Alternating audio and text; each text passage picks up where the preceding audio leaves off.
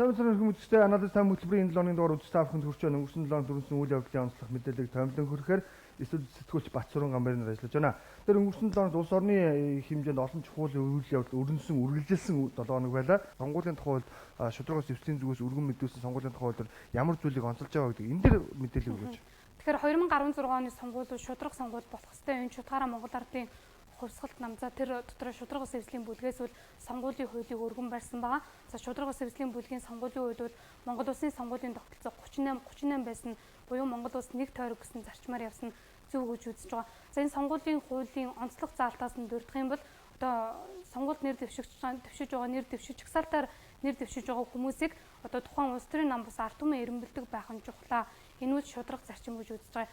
Түүнчлэн улс төрийн намуудын санхүүжилтийн хувь дээр бол одоо улс төрийн намууд санхүүжилтээр нэг ижил гараанаас сонгуульд одоо өрсөлдөх ёстой. Тэгвэл одоо жижиг нам 10 сая төгрөгөөр сонгуул хийдэг, том нам 10 гаруй тэрбум төгрөгөөр сонгуул хийдэг, эргээ тэр мөнгөний сонгуул болдог ч юм уу. Иймэрхүү эрсдэл бий. Тиймээс эдгээр асуудлыг сонгуулийн хуулиар зохицуулах боломжтой юм а гэдэг дээр Монгол Ардын хувьсгалт намын дарга энэхээр байр суурь илэрхийлсэн байгаа. Энэ яриг хүргэе.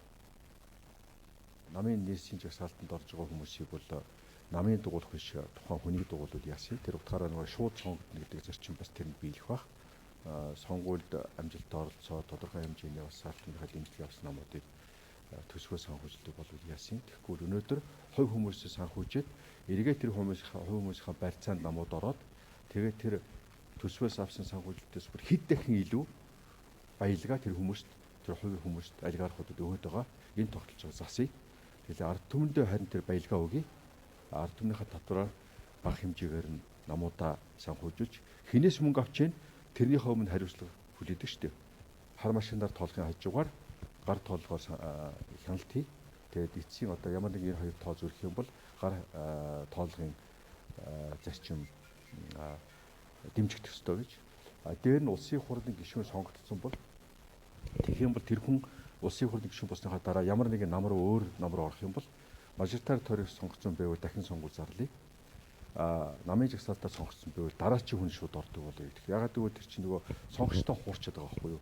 Би энэ намын энэ эвслийн ийм мөрийн хөтөлбөрийг хэрэгжүүлнэ гэж сонгогчдоос сонгогдчиход сүүлд огт өөр нам руу яваад ирэх юм бол тэр чинь сонгогчтой хуурсан болчихж байгаа байхгүй юу? Мэхэлсэн. Тэгэхээр тэр сонгогч нарт дахиад нэгэнтээ тийм байдалд орсон бол дахиад өөрийнхөө төлөөний хүнийг сонгох эхийн олгоё. Намын жагсаалтанд орсон байвал тэрний дараа нөгөө ард түмний сандаар эренбэлэгдсэн хүмүүсийн дараачийн хүмүүсийг оруулах гэсэн ийм саналыг бол бас манай энэ сонгуулийн хуулийн төсөлд оруулсан байна. Энэ битээр бол энэ сонгуулийг аль болохоор шудраг болгоё. Ард түмний санал аливаалахаар тусдаг болъё. Сонгогчныхаа дараач гэсэн хариуцлагатай болъё.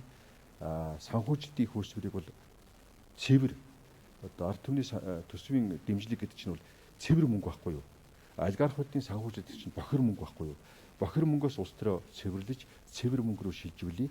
Ард түмнийхээ өмнө хариуцлага постдог болов гэсэн юм зарчим бийцүүлэх гэж оролцсон. Өнөөдөр тэгэхээр улсын хурал дээр 3 сонгуулийн үеийн төсөл хэлцэгдэж байгаа. За шударга сэвслийн бүлгийн өргөн барьсан сонгуулийн үед одоо хамгийн гол нь 2016 оны сонгуулийг шударга явуулахын тулд хэд хэдэн зүйл заалт дээр үл ийм өөрчлөлтийг оруулж байгаа гэдгийг сайн мэдээллээ. За түүнээс гадна энэ үеэр одоо Монгол Ардын хувьсгалт намын дарга энэ хоёроос сэтгүүлчид үндсэн хуулийн өөрчлөлт цаг үеийн одоо мөн үү гэдэг асуудал дээр асуулт асуусан. За тэгвэл үндсэн хуулийн өөрчлөлтийг хийх ёстой юу гэвэл хийх ёстой. Хамгийн гол нь нухацтай хандах ёстой. Улс төрийн намууд бас хэтэрхийх улс төржиж хандаж байгаа асуудал бий юм а гэдэг юм товчхон тайлбарыг өгсөн байна.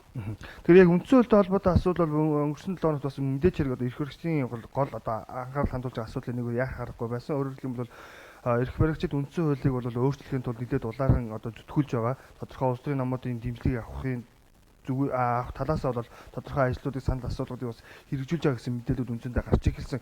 Тэгвэл өнөөдөр яг үндсэн хуулийг өөрчлөх хэсэг асуудал цаг хугацааны хувьд бол мөн үгүй мөн гэдэг нэг тайлбар өгч байгаа. Нөгөө хэсэг нь бол өөрчлөх ёстой гэвэл ёстой. Гэхдээ одоо биш. Өөрөөр хэлэх юм бол энэ удаагийн парламентаар бол үндсэн хуулийг хилцүүлэх нь тийм зохистой зүйл биш юм а гэсэн тайлбарыг хэлээд байгаа.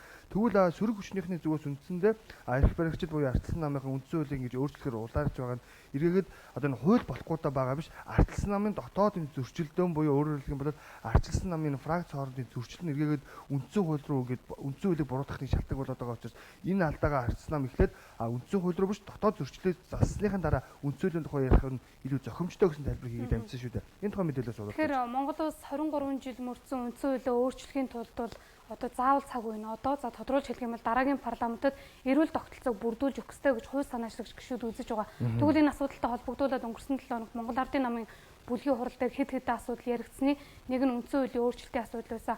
За Ардын намынхны зүгээс ямар тайлбарыг өгж байгаа гэвэл өнөөдөр Монгол улс эдийн засгийн хямралд орлоо, засаглалын хямралд орлоо, хүнд байдалд бид байна. Гэтэл энэ буруу бол Монгол улсын үндсэн хуулийн буруу биш, ардчилсан намынхны буруу. Тодруулбал тэд засаглаж чадахгүй байна гэсэн тайлбарыг өгсөн байгаа. За яагаад засаглаж чадахгүй байна гэвэл өнөөдөр ардчилсан намын олон толгойтой парагцууд одоо нэг хүмүүс нь хэсэг нь ажил эхэлдэг, нөгөө хэсэг нь хийх гэж байгаа ажилд нь тексад тавьдаг. Яг энэ байдлаас парагц хоорондын зөрчилдөөнөөс болоод Монгол улсын эдийн засгийн болон засаглалын хямралтай золгож байна. Тэрнээс хэн биш Монгол улсын үндсэн хуулинд бол ямар ч буруу байхгүй. Энэ үндсэн хуулиар өмнө хэд хэдэн засгийн газар доктортой ажиллаж ирсэн юм а гэдэг дээр бол бас байр суурь илэрхийлсэн байгаа. Энэ яриг хүргэе. 2000 онд хасах 1% өсөлт эдийн засаг хүлээж авч байсан энэ хоёрын засгийн газар. 2004 онд элбэг доржид 10.6% өсөлт эдийн засаг хүлээлгэж өгч байсан юм. 2002 онд хямрал зогсож байсан. Дэлхийн банкныхан 5 сард энэ тухай зарлаж байсан. Асуудал үндсэн хуульд биш. Ирэх барьж байгаа хүчиндэл байгаамда энийг эцэслэн ойлгох хэрэгтэй. Дотроо бие биенийхээ хийх гэж байгаа ажил тэг тавсаар байгаа л бүх юм дэгээдэж унгаж байгаа шүү дээ. Монгол Ардын намын бүлгийн гишүүд өнгөрсөн оны 4 сард ард нийтийн санал асуулга тухай хуулийн төсөл өргөн барьсан. Өнөөдөр хэлэлцээгүй. Гэсэн мөртлөө Батбаяр гээд ганцхан гишүүн. Монгол Ардын намын бүлгийн 26 гишүүн асуудал өргөн барихад хэлэлцдэггүй мөртлөө Батбаяр гээд ганцхан гишүүн өргөн барихад өөрт нь таалагдсан учраас маш хурдан хэлэлцүүл явж байгаа. Энэ нь одоо шудраг бус байдал бидэнд таалагдахгүй байгаа. Энэ мэтлэн үндсэн хуулийн өөрчлөлттэй холбоотой асуудлаар саарл ордонд бол улс төрийн намууд талцсан хэвээр байна. За тэгвэл өнгөрсөн 7 хоногт үндсэн хуулийн өөрчлөлийн тулд ард нийтийн санал асуулга явуулах тухай хуулийн төслийг үл дэмжсэн. За энэ хуулийн төслийн анхны хэлэлцүүлгийг бол өнгөрсөн 7 хоногт Банкны хороо болон чуулганы уралдаанаар хэлцэх ёстой байсан боловч анхны хэлэлцүүлгийн асуудлаар нэг ч үг өгүүлбэр одоо хэлцэх асуудлын дараалал байсангүй. За энэ асуудалтай холбогдуулаад өнгөрсөн 7 хоногт төрийн байгуулалтын Банкны хороон дээр бол одоо сонгуулийн хуулийн төсөл хэлэлцэж байх үед Нямжавын Батбаяр гишүүн бол ард нийтийн санал асуулга явуулах тухай хуулийн төслийг хэлцье гэдэг гормын санал оруулж ирсэн. Харин үүнийг гишүүдийн олонх нь дэмжээгүй. За шалтгаан нь өнөөдөр одоо улс төрчид өөрсдөө шууданд хийсэн үхрийн өв шиг ойлголцож чадахгүй, зөвшөлтөд хүрэхгүй байж ард түмнээс асуух шаардлага алгаа. Хамгийн гол нь намууд энэ үндсэн хуулийн асуудал дээр нэг байр суурьтай болох ёстой байна. Улс төрчлөлтөг одоо Монгол Ардын намынхан болохгүй гэдэг, ардчилсан намынхан болно гэж гидийдэг. Яг энэ явцсан улс төрөөс болж энэ үндсэн хуулийн өөрчлөлтийг хийх цаг нь биш юм а. Тийм учраас парламентд суудалтай намууд эхлээд ойлголцох ёстой гэдэг дээр бол төрийн байгуулалтын Банкны хорооны олон гишүүд бас байр суурь илэрхийлсэн байгаа. Энэ яг их хурл тохиролцооны дэлгүүршилд ажиллаж ирсэн. Нэг нь сал тавьдаг, нөгөөх нь тэр би танай энийг авах юм бол чиний энийг аавна гэд өгөө аван дээр гэдэг гэж. Энэ байдал чинь олон жил явсаар байгаад өнөөдөр энэ байдлаар цааш явах аргагүй байдал хүрчээд байгаамаа. Монголчууд алийн болгоыг талцж явах юм. Алийн болгоо хоорондоо зодолж явах юм. Хүн ардынхаа үгийг сонсдог болдоо. Ард түмэн чи үгээ хэлхийг хүсэж штэ. Ард түмэн чи өөртөө шийдэхийг хүсэж штэ. Тэгэхэд ард түмнөө шийдвэрлэхээс юундаа айгаад байгаа. Ажлын хэсэг дээрээ огт яриаггүй. Үндсэн хууль гэдэг нэрийг их хууль нэртэй болгоцсон. 76 гишүүнийг 99 гишүүн болгоцсон. 4 жилийн бүрийн эрхийг 5 жил болгоцсон. Ийм юмыг Дэмбэрэл Лундаа Жансан гэдэг хоёр гишүүн мдээгүй байхгүй юу? Гараа үсэг зурсан хойно Нямжавын Батбаяр гэдэг хүн ганцаараа ингэж засаад өргөн барьцсан байхгүй юу? Нэг хэсэг нэг мундаг юм хийх гэж байгаа, нөгөө хэсэг нь тэрэнд нь саадуулж байгаа юм шиг нэг нь сурталчилдаг. Эсвэл эдгээр ерөөсө буруу хийх гээд байгаа. Бидний зөвгээд ингэж одоо талцсан нөхцөлд бол үндсэн хуулийн өөрчлөлт явахгүй байна. Ингэж тоглож болд юм уу? Үндсэн хууль чинь та нарын зүгээр ингээд нэг өдөр унтаж босоод нэг баахан хүн нээлж аваад баахан биччихсэн ээ. Дараа нь ер нь жаахан буруу юм хийсэн юм байна. Манай нам энэс гарлаа зүхтаалаа гэдэг. Ингэж болохгүй. Энэ дээр хариуцлагатай байл да ардын нам. Эн чинь бид нар төрийн эрхийг барих байгууллага гэдэг энэ юм хийж чадахгүй байгааг энэ л харуултад илэрхийл болчих. Би Алтан үеийн гишүүнийг 100% дэмжиж байгаа. Ойлголт нэгж энэ хүнд хөл хамгийн ослтой бид чинь одоо том юмар тоглох гээд шүү дээ. Ойлголтын зөрүү их байгаа. Энэ мэтлэн улс төрчид одоо үндсэн хуулийн өөрчлөлтийг хийн хийхгүй гэдэг дээр бол хоёр талцсан улс төрсөн хэвээр байна. Гэтэл яг энэ улс төржилтөө сууж иргэд өнөөдөр бодит мэдээллийг авч чадахгүй толгой нэргсэн байдалтай яг үндсэн хуулийн өөрчлөлтийг одоо хийхийн тулд саналаа яаж хэрхэн өгөх вэ гэдэг дээр үл энэ улс төржилтөөс бол зөв мэдээлэлээр хангагдаж чадахгүй байна. Тийм учраас Монгол улсын үндсэн хуулийг өөрчлөхийн тулд эхлээд намууд зөвшөлдсөж нэг байр сууринд хүрсэн байх ёстой. Түүний дараа үндсэн хуулиа өөрчлөхийн тулд эрүүлэр харах шаардлагатай байна гэдгийг бол бас энэ мэдээлэлээр дамжуулж хэлж байна. Энэ дэр нэг зүйлийг тодтогоод байгаа юм бол да. Үндсэндээ бол намууд бол зөвшөлтөд хүрч чадахгүй учраас үндсэн хуулийг өөрчилж болохгүй байна гэдэг зүйлийг тодтогоод байна ш. Тэгвэл энийг намууд зөвшөлтөд хүрч чадахгүй байна гэж тодтогоосоо илүүтэй ирэх барьж байгаа хүчнүүд нь өөр хоорондоо одоо энэ фракц хоорондын тэмцлийг асуудлыг зогсоох шаардлага байна. Түүнээс түрүүн хэлсэнчлэн заавал одоо гэдэг үндсэн хуулийг өөрчилж энэ фракц хоорондын зөрчлийг арилгах байгаа юм шиг зүйлээр тайлбарлаж болохгүй. Өөрөөр хэлэх юм бол их хурл уг нь бол одоо жишээлбэл засаглалын хямралыг арилгахын тулд жишээлбэл үндсэн хуулийг өөрчилж яана гэдэг нэг том шалтгааныг хэлээд байдаг. Гэтэл их хурл өнөөдөр одоо засгийн газрын гишүүдийг томилоод өгдөг. Гэтэл эргээгээд одоо фракц хоорондын зөрчилдөөнөөсөө болоод засгийн газрын гишүүдийн үйл ажиллагааг нь одоо улсын их хурлын хяндаг ийм асуудал байгаад байгаа учраас юу гэдгийг фракц хоорондын зөрчил тэмцэл гэдэг зүйлээс эхний ээлжинд салах хэрэгтэй. Үүнийхэн дараагаас одоо юу гэдгийг үндсэн хуулийг өөрчлөх ёстой гэдэг зүйлийг ярих ёстой. Үндсэн хуулийг өөрчлөх нэрээр юу гэдгийг өөр хэсэг бүлэг хүмүүсийн эрх ашигыг 1-р номерд шилжүүлж болохгүй маа гэдэг байр суурь үндсэндээ бол өнгөрсөн 7 хилээд хүчтэй илэрхийлэгдсэн энэхүү байр суурь бол зарим одоо шинжээчдийн тайлбарлаж байгаа бол юу гэдгийг эрх баригчид буюу ардсан намынхан үндсэн хуулийн өөрчлөлтөөр эх 16-аас 2020 онд дахин одоо засаглалыг барих өөрсдийнх нь нэг хэлбэр өөрсдийнх нь одоо гарыг одоо засаглалын мөнгөний хуваарлалтанд оруулах гэсэн нэг хэлбэр болгож гинэ гэсэн тайлбарыг бол зарим шинжээчид өгсөн байж байгаа. Тэгвэл яг энэтэй холбоотой бас нэг мэдээлэл байж байгаа. Өөрөөр хэлэх юм бол манай их хурлынхны хувьд бол маш улс их оронд одоо ийм чухал одоо баяр ёслол гэж хэлэгдэгтэй бүх нийтээр тэмдэглэгддэг ийм баяр ёслолын үеэр одоо томоохон хуулийн төслүүдийг хилцэн гаргадаг.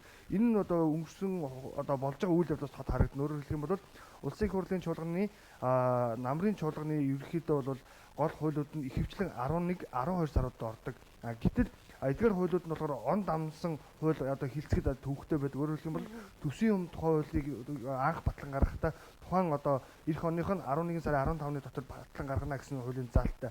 Гэтэл төсвийг тухайн хуулийг бол бүтэн жилийн хугацаанд болж байгаа ирж байгаа асуудлыг бол тодорхой саруудад хилцдэггүй хэрнээ ерөөсөө 2 хүрэхгүй 7 өдрийн дотор төсвийн тухайн хуулийг хилцээ батлан гаргацдаг. Түүнээсээ болоод дараа онд нь үргэлжилсэн ийм төсөв тодтох ийм зүйлийг ярьдаг. Өөр нэг зүйл бол хаврын чуулган болон намрын чуулганы завсарлагын үеийн ихэвчлэн юу гэдэг цаасаар дамсан одоо яг одоо хуучны хэлгээр бол малчтын баярын үе буюу одоо мал ид төлөх иймэрхүү цагаар давхцдаг. Гэтэл ийм хуулиудын одоо ийм цаг хугацааны үеэр бас зарим чухал хуулиудыг бол оруулж ирдэг. Бас нөгөө нэг завсарлагын үе нь болохоор улсын хурлын хаврын чуулган завсарладаг үе гэж байгаа. Энэ бол үндэсний их баяр наадам тохиолдог 7 дугаар сар тохиолдог.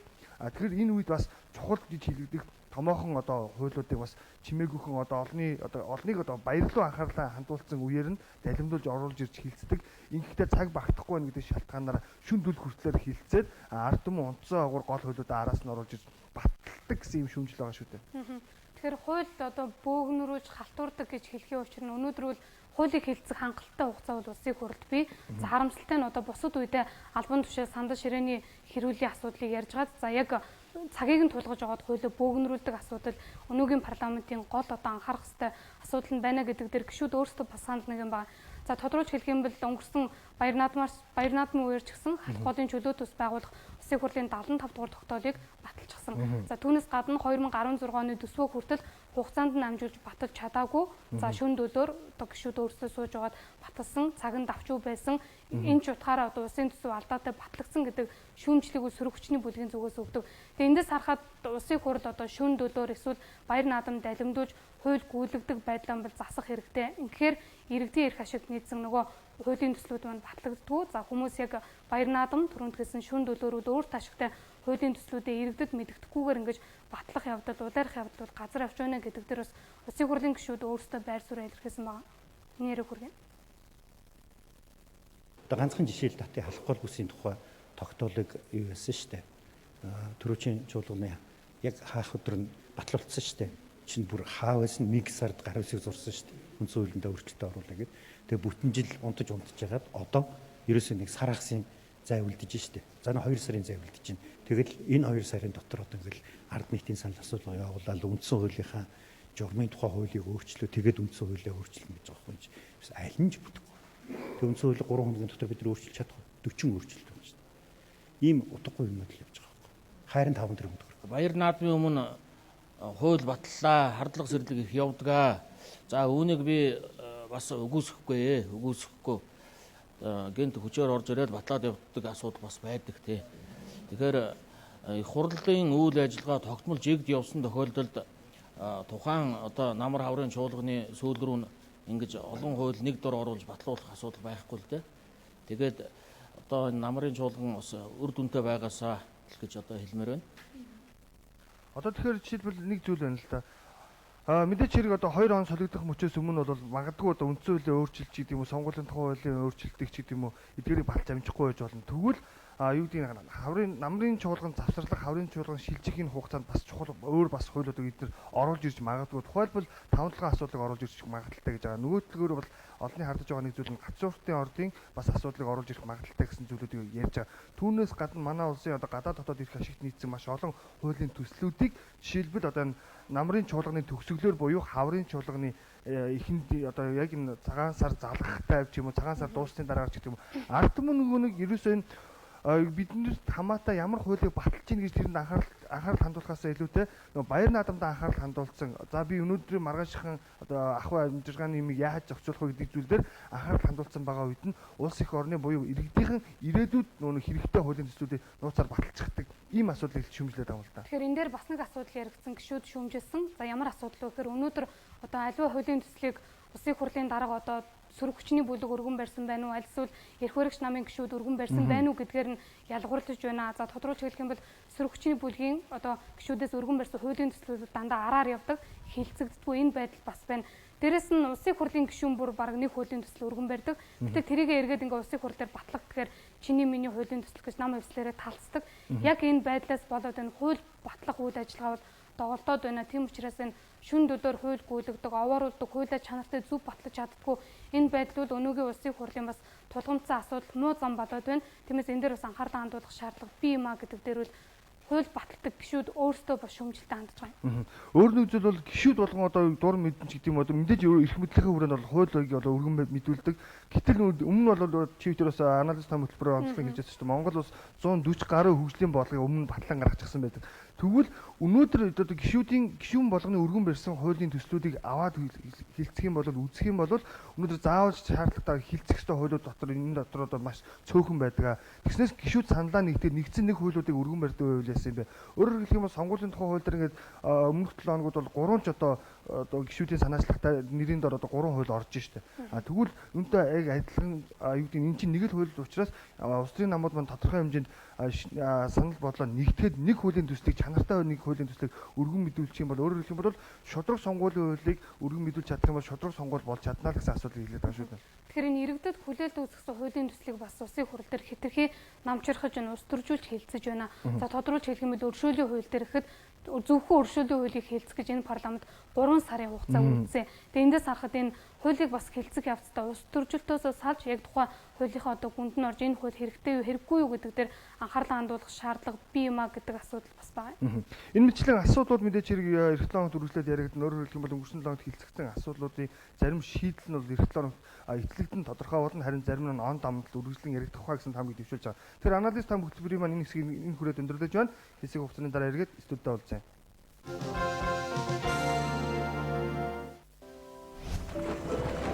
Ой, хад жимсний шүүс. Алдаргалын баяр үргэлжилж байна. 14 хоногийн тутамд iPhone 6 Токиод хосоор аялах эрхийн эзэн болоорой. Ямар улсыг давах талах том хар. Ямар улсыг давах талах том хар. Талах чихэр компани. Аз жаргал амар амгалан гин бэлэгдэл Tool Garden хотхон Герман стандарт компани. Good Price үйлчлүүлэгчтэй Candy-тэй урамшуулаад зарлж байна. Сайн манайда та Mobicom-ийг хэрэглэж байна. Тэгвэл та манай сүлжээ дэлгүүрүүдээр үйлчлүүлэхдээ 200 гаруй нэр төрлийн бүтээгдэхүүнээс 10 хүртэлх хувийн Candy оноо цуглуулах урамшуулалтаа болсон байгаа. Жишээ нь Bakery салаад апл 10%, лаазалсан мах 5%, суши 5-аас 10%, ахын гоо сайхны бараа 3% гэх мэт Candy оноо цуглуулна. Үүнээс гадна цуглуулсан Candy оноогоо ашиглан нэг төгрөгөөр тооцсон хүссэн бараагаар худалдаж авч болно. илүү амттай урамшуулал Good Price. Залуусаа өргөд кино үзэхдээ 500 кандигаар пүрэв гараг бүр попкорн ундаа бэлгэн даваарай. Сасалбар бүр 50 канди бэлгэдэг. Candy. Эдийн засгийн хямралд хоримтлал бага орон илүү өртдөг. Монголын 763 мянган айл өрх хоримтлал хийдгүй юм байна.